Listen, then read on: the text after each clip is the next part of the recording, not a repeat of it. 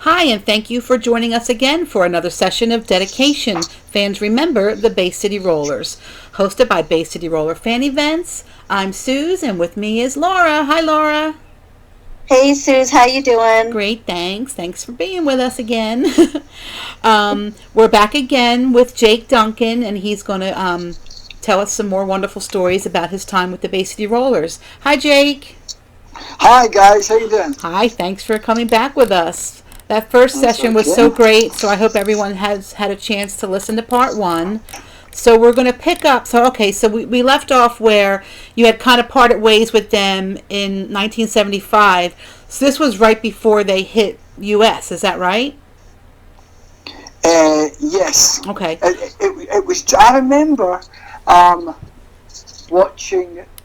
I think the next song they recorded when I wasn't there, the first song recorded after my departure, I think was "Give a Little Love." Mm-hmm. Okay. I seem to remember they were all sitting on Rolls Royces on top of the pops. Yep.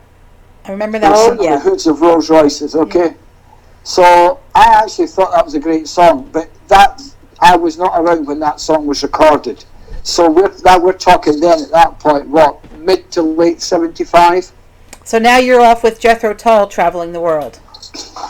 Yes, I was 75 to 76 with Jethro Tull, and then 76. I worked with Jethro Tull, and then the sound company that furnished all the audio for Jethro Tull made me a very good offer to go and work for them. Wow. So I was a little bit sad to leave Jethro Tull. It was my first experience of big time arena American rock and roll. Mm-hmm. But I was young. I just had my first mortgage. You know, although it was a wonderful experience, and I wouldn't ever want to change it with Jethro Tull, they didn't exactly throw money at us in those days. You know, and I was impressionable. You know, I was what we're talking about here. I was 24.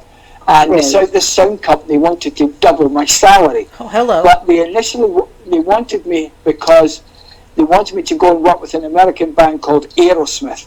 Oh. And this sound company had a shop out in a place called Newburgh in upstate New York, not terribly far from Albany or Poughkeepsie, up that way. Okay. And I was willing to go and move out there. So I took that job with Aerosmith in 76, I'd say late 76. And And Dream On was out by then, is that right? So they were the huge. album, the album that I toured was called, two albums I was involved with. One was called, I came in just off the back of Toys in the Attic. Okay. And then I think I might have these two round the wrong way.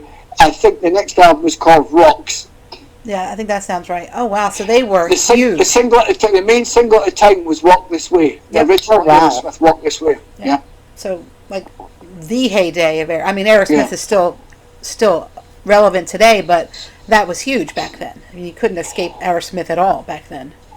Now, I went to see the lads probably about 8 or 9 years ago. They were playing in Glasgow. And remember, I'd gone with them the very first time to Japan in early 77. The first time we'd gone there. And we were on the inaugural Pan Am flight that flew from New York to Tokyo non-stop. Is that I've still right? got a little badge that they gave all the passengers because it was such a special one-off flight. Wow. Now, in those days, there was no business class. There was first class and there was economy. And this band, Aerosmith, were, just, in their embryonic years. Yeah. And, first class then was seriously expensive. So they all travelled economy, as with the crew, yeah? Right. Yeah. But of course, they were, Steven Tyler is once quoted as saying that in the major part of his career, he must have snorted all of Bolivia. Oh, dear. And Yeah. I Sounds right. think I think it's fair to say there was a bit of partaking going on, but obviously going to Japan, you don't turn up to Japan with anything you shouldn't have. Oh, no. So I think they just did it all on the plane. So I have got gosh. these mental hazy pictures of Steven Tyler and Joey Kramer and Tom Hamilton just running up and down these aisles, Oh dear. crazed, you know, Oh my because goodness. they were so wired, you know. Well, you had to get rid of the evidence. Yeah, but when I was back, we did a lot of shows on the road. When I was off the road with them, I was based in a little town outside Newburgh called Mountainville. I rented an apartment there for about 6 months. I don't think I ever saw the ground without snow on it, you know? Mm-hmm. Oh, wow. Now, I know we get a fair bit of snow in Scotland, but nothing like that. Yeah, East no. Coast winters in America, and like in places like Chicago and Boston, etc. Boy, Buffalo's pretty nice. that's a whole Yeah. different cold. You guys invented the term windshield factor, you know? And so I decided, you know, I'm not. And my partner Stella, who's the mother of my children, I'm not with her now, but we're still on very good terms. She was with me. The children obviously weren't born then, and she was getting left in this little cabin in this little place called Mountainville. She couldn't drive at the time. We had no car, and it wasn't good for her. And I was thinking, you know what? I think I have to get back to the UK. And then, as chance would have it, in late 76 or early 77, the Rollers did a show at the Palladium in New York. Yep. January 8th. So, when was it? January 8th. Of what, 77 it looks like, yeah. Okay, well done. Thank you. So, Yep. We do our research here, Jake. We're, you know. Thank you. I jumped in my old Pontiac Catalina. Oh, how I miss that car. And I drove down with Stella in fact, the Catalina packed in on the way back from New York, and I remember we went to get a tow. But anyway, we went to see the band, and it was great to hook up with them again. And Woody and Alan said, listen, things are a mess. We're not organised here at all, you know. And we think we're going to be able to crack America big. We're looking to go, you know, and we've had there's talk of a TV show, all that sort of stuff. We need to get better organised. Would you think about coming back? Oh, so wow. I said, look, let me think about it, and went back with Stella, and, you know, she'd been missing her family and that sort of thing, so we made the decision to come back. So I think, though, before I returned back to the UK, having seen them in early January, I think later that month is when I went with Aerosmith to Japan. So I think I came back into Scotland about February 77. Now, I don't think the Rollers had been to Japan yet, because I seem to remember, although I did several tours in Japan with them, the first time I went to Japan was with Aerosmith, because I think I recall them asking me all about what Japan was like, because they were due to go. Yeah, that sounds right with the timeline. Yeah? Yeah. And then, you know, after that, we then went off to Sweden and recorded It's a Game, I think, in Gothenburg.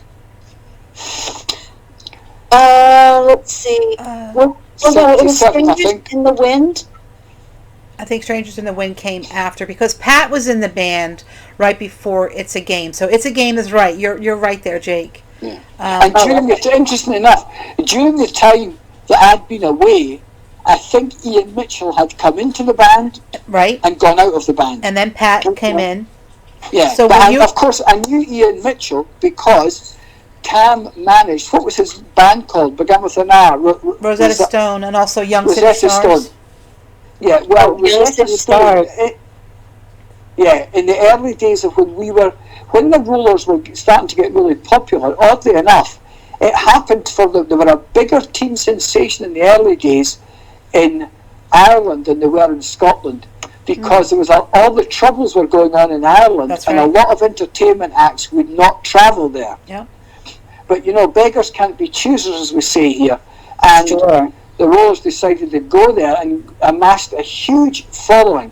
And Rosetta Stone were the opening act a couple of the early shows, and I think Tam then made the decision to manage them. So I knew Ian from that connection, but if I'm not wrong, I don't think I ever did any shows with them when Ian was in the band. No, by 77, Pat was in the band and gone already, because when It's a Game came out, I I think there's stories that he did some recording and then they just, but he wasn't in the band when the album came out, and they kind of just, erased all of his tracks or whatever that he did with that album. So oddly enough, Pat was in Sweden. Pat was in Gothenburg.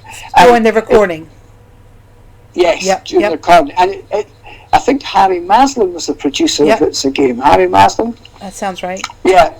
And I can recall Pat being there for the strangest of things. Pat was a bit of a wild one, and we had a conversation one night in the studio. I think maybe somebody was laying down a vocal track and we were in the control room, and we got into this conversation about how the Scots can't last without chips, French fries for about a week. Scottish people cannot go a week without eating French fries. And I said, I bet we can. And he said, no, you can't. I said, listen, I'll bet you £20, I'll bet you, right?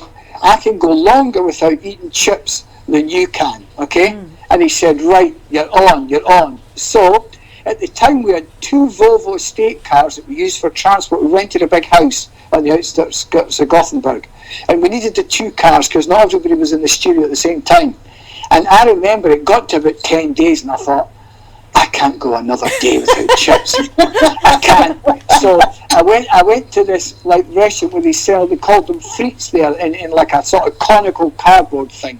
And I got loads of mayonnaise on them. And I thought, I'm going to eat them before I get to the studio and I won't get caught. But it's a classic. So I'm sitting at the traffic lights with these French fries balanced between my knees, driving this automatic Volvo at the traffic lights, stuffing my face, and doesn't the other car pull up alongside with Pat McGlynn driving? Oh no, and he looks over at me and he goes, cheat. Oh, that's so funny. So I always remember that. And if you went to Japan that year with them, he was in Japan, Pat.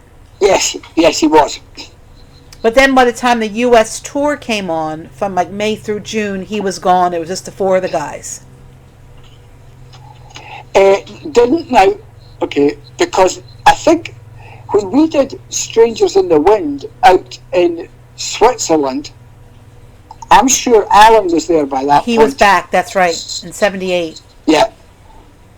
But did you do any of the tour of the U.S. in 77 with just the 4 guys for It's a Game, or were you not back yet?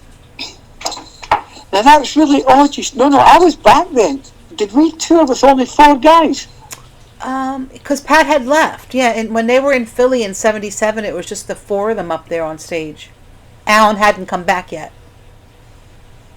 Wow. Okay, there's a gap in my memory right there. That's okay. I don't think I think it was pretty acrimonious when Pat left for some reason. Yeah, that's kind of hinted at that. Yeah. But nothing you can expand upon. No, I can remember. I can remember we did some recording.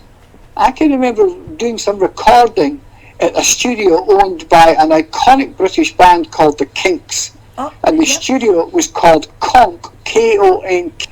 And I can remember Pat McGlynn being there. Maybe we were just laying down some demo tracks. But Pat McGlynn was there because we started to play. They had one of the first times I'd ever seen a pool table. And Pat McGlynn knew all about pool, and he absolutely kicked my backside playing with pool. So I can remember him being there. Now, where all that came in, I'm not exactly sure. But no, I did the stuff in 78. I was still on the crew then, okay? I was doing Eric's guitars. Okay. So, were you involved in the recording at all? Well, because Alan has a quote. Laura, if you want to read the quote from Alan's book, you can. About the Strangers in the Wind in Switzerland? Yes. Oh, okay. All right. So Jake, I was reading through Alan's book, and he talked about 1978 when the Strangers in the Wind was being recorded in Switzerland, and his recollection was that, he spoke of you as our longtime friend and longtime road manager, and he said that you had called him and asked him to go to Switzerland because you felt that he would be kind of like a calming, stabilizing presence. Things maybe weren't going so well at the time. And Alan also went on to say that as much as Tam considered himself the sixth roller, he said that title really belonged to you because you remained with them for many years off and on and was a stable presence in an increasingly mad world. Sure. I'm trying to remember. I think that maybe management and group relations were starting to go slightly downhill at that point. Yeah. And I'm thinking, so at that point, if there was still only the four of them, Woody was playing bass and keyboards very occasionally. Mm-hmm. Eric was on guitar, of course. Derek was doing the drums. Yep. So I think they figured there was quite a lot of guitar parts needing done out in. We were in a place called Montreux in Switzerland, and in fact, we were in the studios at the same location where the song, the famous Deep Purple song, "Smoke on the Water." Yeah. Oh, yes. It's about that studio going on fire. Oh. Oh, Is it? wow. There you go. Wow. Very interesting. Okay, because that's where they hold the Montreux Jazz Festival each year. Yep, that's right. Now, I can remember also, the studio is obviously linked to the main performance area where they do the Montreux Jazz Festival, so that they can record live what's going on, and they've got all the audio lines running through into the studio, yeah? Mm-hmm. But here's the funny thing, and boys will be boys, and you can't remember, 78, what age you are, 26, right? Mm-hmm. So they had a closed-circuit TV system set up within the performance hall so that they could watch the stage while the acts were recording, so the engineer had some visual idea of what was going on, because he was stuck in the studio next door, yeah? Oh, yeah. Mm-hmm. But the panel, there must have been half a dozen closed-circuit cameras to be able to get the stage from all angles, and there was a couple of wide-angle cameras for the whole area, in case an artist walked off the stage while he was singing a song or something, Yeah. But I remember Alan and I, what happened? I think the fretboard on one of Eric's guitars, on his Les Paul Gold Top, had got a little bit twisted or something. So Eric is quite good at these sort of things. Eric was just sat in the studio trying to fix this. Alan and I were in the control room and discovered this closed-circuit TV control panel, yeah? So we started playing with all these cameras. Oh, there was boy. a function on in there at the time. It was a very, it looked like it was the hoi polloi of Switzerland. They were attending some it was like a corporate gig or something. A charity Wasn't it event or called? something. Yeah, yeah.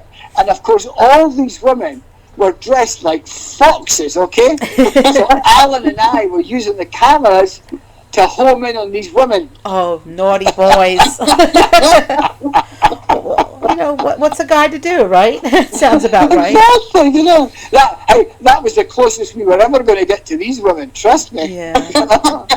Although, you were handsome fellas. You never know if you got the right threads on and walked through. I think that because there had been no love lost, Alan was a bit of a rebel from the early days, and Tam didn't like that. Tam wanted control. Oh, yeah. He wanted control, and Alan. That's part of the reason that Alan left initially. He just said, "To hell with this." I'm not being. I'm not having somebody knocking on my door every hour to check where I am, sort of thing. Right. So I think there definitely was. I don't know how it went down with Tam, because I was talking to Woody and talking to Eric and going, "Listen, I kind of think we need to get Alan back in here. We need to get some stability here. I mean, and if Alan comes back and goes back on bass, that leaves Woody, because Woody is a good rhythm guitar player. Yes, he is. He's a very clean, choppy guitar player. Mm-hmm. He always has been. He never tried to be fancy. Plus, he can play sax, he can play keyboards, So it just gave the band, especially when the band were expanding a bit musically, you know, it gave them just that extra width. Yeah. So Alan came out, and I think he did a few bits and pieces, and the decision was made. But I think maybe at that point, you know, there was no love lost between myself and Tam, because he sort of thought I instigated it. I said, look, I couldn't do anything without the lads' approval, you know. Sure. That's what they wanted me to do. And I think they might even have said to me, look, let's not get Tam involved in this at this point, you know, because he's only going to jump up and down because Alan's coming back. So just, you make the call, let's get him out here, let's see how we go. Mm-hmm. Thank goodness for you that you did. We love Alan. And also, here's a little side note as well. We stayed just outside Montreux. We rented a house, okay? But also at that time, David Bowie had a property in Montreux as well, in a place called Blonay or something like that. And because our producer had some connections with some people that worked with David was off on tour in America at the time. I remember us all sitting in David Bowie's house watching videos on this huge screen, the likes of which we'd never seen in their life before. And I'm sitting there thinking, he doesn't know we're in his house. Wow. Wow. That's awesome. That is awesome. I think what happened is that Leslie had bumped into the lady, a young, attractive lady who was like the housekeeper that looked after the house when David was on the road. Dun, dun, dun, dun. So she invited us up to watch all the stuff, you know. Oh, that's great. So after Strangers in the Wind comes out, tell us about the Hollywood life. They moved to California to do a television show. Were you involved in that? Did you come to California? Every time I hear the Bob Seger song, Hollywood Nights, it just takes me back there. You know, take us back with you. I'll sing a little if you want. Yeah. I mean, if I'm not wrong, we only ever did a pilot, or one or two pilots, but it took. We must have been out there for a couple of months at least. A couple of months. Doing just the pilot? Sorry? Doing just the pilot or doing the whole show? Just doing the pilot. Okay. I think NBC gave Sid and Marty Krofft the investment to run the pilot, and then they decided off the back of the pilot that it wasn't worth doing another show. But they might have done.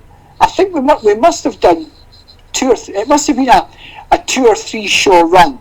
That was looked at as an introductory thing, no? There were more than that actually that happened in the end. It was almost maybe a half of a season worth. Okay, so what's happened is that we've done all those shows, and NBC, I think, did not exercise the option to do another season. Exactly. I think but part of that would have been the fact that there was now more acrimony within the band, you know? Yeah. And I think some of the TV execs saw it. I can always remember, the odd things you remember, Dean Martin's son was the production manager on that show. He was? Yeah. Oh, what was his name? Oh. Alan Martin, I think his name was. Yeah. Oh, wow. But hey, we had the time of our life. You know, it was just... I mean, it's Hollywood. You're living the Hollywood lifestyle. You're going to, I'm sure, all the great places. You're going to movie openings. So. Oh, yeah.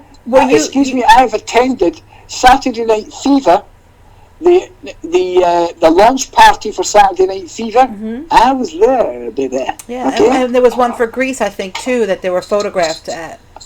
All right, then it's probably Greece. Yeah. It's probably Greece. I remember I don't remember her name, but a British actress, Susan George, I think her name was. There was lots of celebrities, but anyone that was in town at the time was invited along. Yeah. And, you know, it may even have been that they held that party in Rydell High School in Hollywood. Oh, is that right? Because yeah, I think there are pictures with Alan and Olivia Newton-John somewhere on the internet. Yeah, well, Well, Susan George, the British actress Susan George, was there, but she'd had way too much to drink. And typically at these sort of things, when I was with the guys, you know, an old tour manager of mine, in fact, a gentleman called Andy Truman, who we know came into the picture at some point. When Andy Truman was my tour manager on Jethro Tull, he gave me a piece of advice that always stuck with me, and he said to me, when you're working, but you're in a sort of party situation, he said, always stay 2 drinks behind and 2 steps ahead. Good advice. So that should be a T-shirt. Yeah. So when we went to a lot of these functions with the guys, I was with them, but I was always careful initially for the first few hours not to drink, keep an eye on them, because, you know, at any point one of them would say, we want to go, or get the limo, or, because, you know. Sure. Even if you're friendly with the guys in the band, they never forget that you work for them, you know? Yeah. Mm-hmm. And if they need anything, you're the conduit to anything that they need. Yeah. So I can remember just leaning on the corner of one of the various bars at that launch party for Greece, and Susan George sidling up to me and going, excuse me, she said, I'm very, very drunk. She said, and I don't know where I am. Oh, bless her. But no, and I think there was no expense spared. They had the biggest mound of strawberries in the middle of the dessert area where they had all these desserts that I've ever seen in my life. And I always remember thinking, how long did it take to do that? You know, being a logistics type of guy. I'm thinking, Sure. Well, that's the chef in you coming out. yeah. So, where were the guys living there? I mean, obviously you had to have moved over there to do a couple months of taping. Did they put you up in a nice place? Well, yes. They actually, Sid or Marty Croft owned a property in a little street called Sunshine Terrace.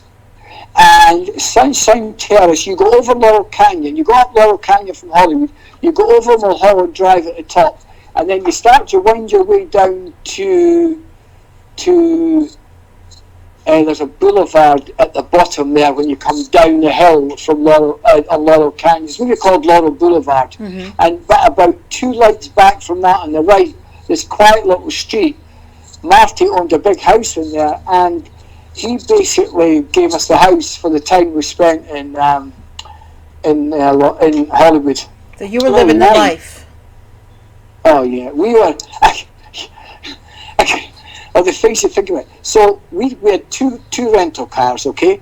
So we'd go out to go to the movies, and these fans would be parked outside the gates of the house. Really? Yeah? And just follow us to movies. Jeez. And wait for us to now. But the gates, they were on an electric timer. Right. So we had these little like TV remotes, one in each car. So as soon as the second car pulled in, you'd hit the remote and the gate would close. But one night I didn't realise the girls were so close behind us, because obviously they knew where we were going. The girls following us got more adventurous as time went on, when we spent like 2 months out there or whatever time we were there. Yeah. So I remember one night, Leslie was driving the other car, so he was away like a bullet. He was away like Mario Andretti. So I'm trying to keep up with him. And I think subconsciously I'm thinking, well, we're going that fast, we've definitely lost these girls, okay? So we come screeching round the corner at the junction from Laurel Canyon and Sunshine Terrace. The house was only about 150 yards along on the right, okay? We went flying in through the gates. Obviously, Leslie had clicked his remote as he was in the lead car. The gates had opened. As I came through the gates, I immediately clicked my remote for the gates to close. But I didn't realise that one of these girls was so close behind me. Oh, so I pulled straight in, I stuck the car in reverse to go park it, and I reversed right into her car. Oh no! You know, that's the risk we take when we're stalking. Yeah. Wow. There's still a couple of girls occasionally keep in touch with me, although I don't reply as much as I should because of the lifestyle that I lead. I'm always out on the road. But there's a few girls that still used to go to the audience at they were always in the audience at KTLA, and I got to know them, you know. Oh, nice. And it was one of those girls' cars that I bent a little bit. Oh. I think it was a VW Beetle or something. Of course it was. What else could it be? It's But the in 70s. those days, so Leslie decided he didn't want to stay at the house, so he moved out and moved into the Chateau Marmont, a famous hotel just at one end of Hollywood Boulevard. Yeah. Now, is that because things weren't going well, or just because he wanted to be alone? I think he just wanted to be partying more than the rest of them. I mean, listen, we had some early starts. I mean, it was TV, and they started early. We joined a gym on Vineland Avenue, and typical to America, the gym had a running track on the roof. Oh, so interesting. We would go down at like 7 o'clock in the morning to the gym, because it was good for us to keep in shape. We'd do the gym thing, we'd run on the track, we'd go get a shower, and then we'd get to KTLA for like 8 o'clock in the morning to start the filming. Right. But Leslie was out on the Randan, out on the Razzle a lot of nights. Yeah, he was just getting in. He didn't want part of this thing. So, and I think he was coming in late to the house in Sunshine Terrace as well. So he ended up out down in the Chateau Marmont. I think for some reason I stayed there the first couple of nights while he was there. But at the time, directly opposite the Chateau Marmont, and it is no longer the same premises, there was a cool bar restaurant called Carlos and Charlie's. Oh, okay. And if you look it up, it's Hollywood folklore. Yeah. But it was jumping. It was jumping, that place. So that's where he wanted to be. Yeah, anyone was there, and we would just turn up in the limousine, open the door, they'd see it was the Rollers, and they flung the door open, because we were the darlings of Hollywood for a couple of months. Definitely. Oh, wow. You know? The darlings of Hollywood indeed. But as the saying goes, all good things must come to an end. Please join us next week for the final installment of our conversation with Jake. And as always, thank you for listening.